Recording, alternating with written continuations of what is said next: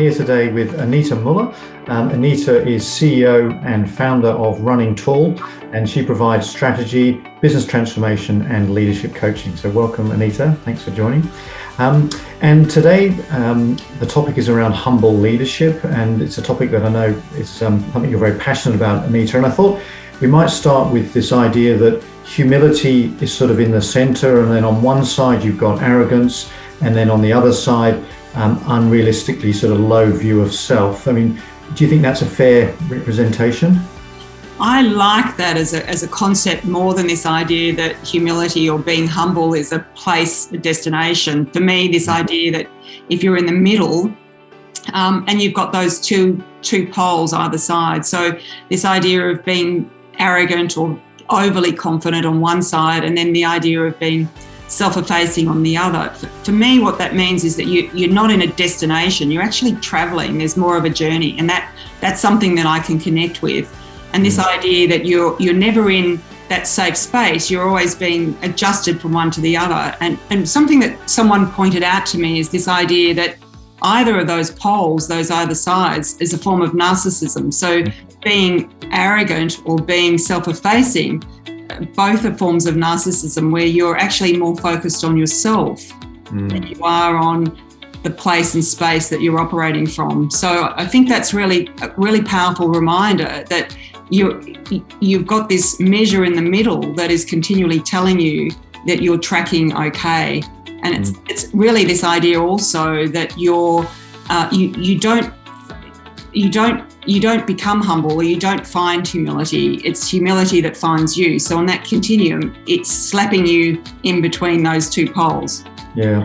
And do you think, so leaders that operate with that sense of humility, they've got a very good, strong sense of self, and that's what inspires others to like to work with them and things like that? I think that strong self-awareness is a really critical part of that feature of humility, and proven through the research to be a critical part of humility. Where that is also proven through research to be strongly, it's an attribute that is very much valued in the workplace, as opposed to arrogance, which is a disconnect in the workplace. And when you talk about someone who has this strong sense of self, what does that look like in the workplace, do you think? If I'm reporting to someone like that, what does that look like?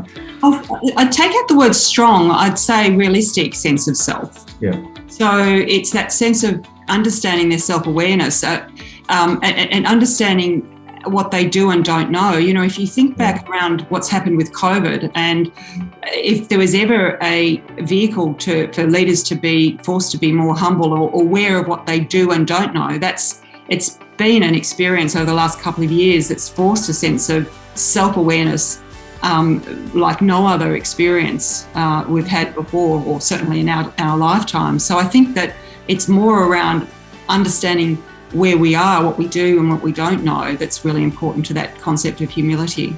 Yeah, and then those kind of leaders have that generates a very strong positive energy, doesn't it, around them? Yeah, I think this idea of connection and humility is another really important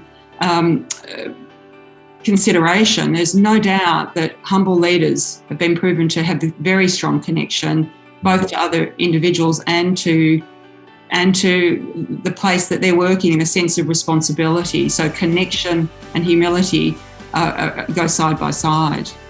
And then with this idea of connection, connection with your environment and therefore your sort of sense of place in history and things. Do you want to just talk a little bit about that? Because I think there's a strong link there, isn't there? Well, there's those two aspects. One is the sense of self, and also the second being sense of place, which I think is just, again, absolutely critical when you think about the world we're in today.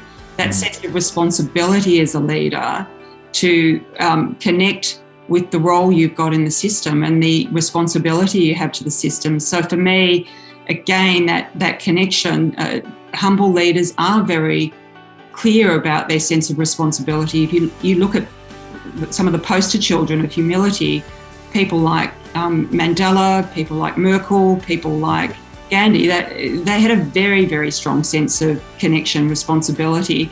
So it wasn't that they were underplaying themselves. They just understood that they had a bigger role, and there was a bigger sense of the environment that they were working in and having to lead into.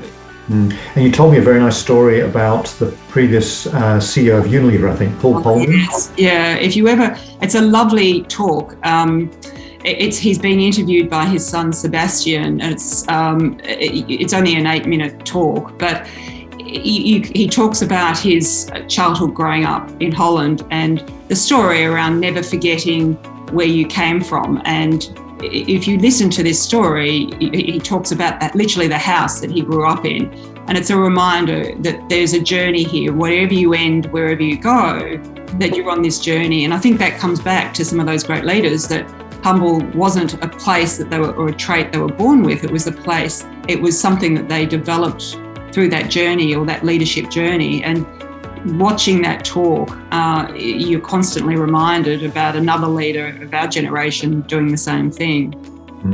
And so coming out of COVID and looking forward, do you think these are some of the traits that some of the leading organisations and leading individuals running those organisations will have going forward? I think we're already doing it. I think that I'm talking with my colleagues about in our advisory work and consulting work around very, very different leadership conversations that are being had, not just in all sorts of organisations across genders.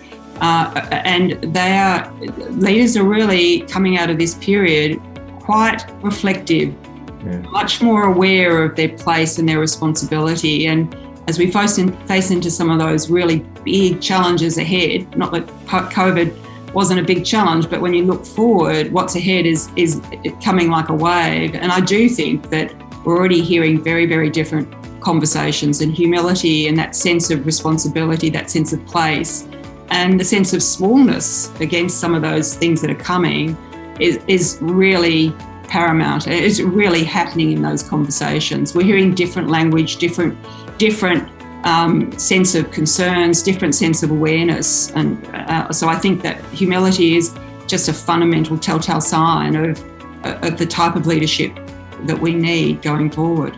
Yeah, I totally agree. And I think, people are, in terms of employees, are demanding that. That's who they want to work for and with and everything. So thank you so much, Anita. That's been a really great catch up and session. So let's see what happens. Thanks again. Thank you.